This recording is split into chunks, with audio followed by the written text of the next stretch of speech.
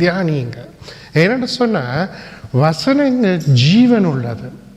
நாங்கள் இந்த வசனத்தில் ஒரு காரியத்தை பார்க்கலாம். இப்பொழுது நீ தாமதிக்கிறது என்ன?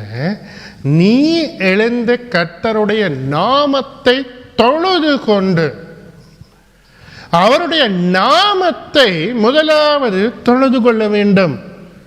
ஏன்னா இயேசுவின் நாமம், அவருடைய நாமத்தை தொழுது கொண்டு ஞானஸ்நானம் பெற்று உன் பாவங்கள் போக கழுவப்படு.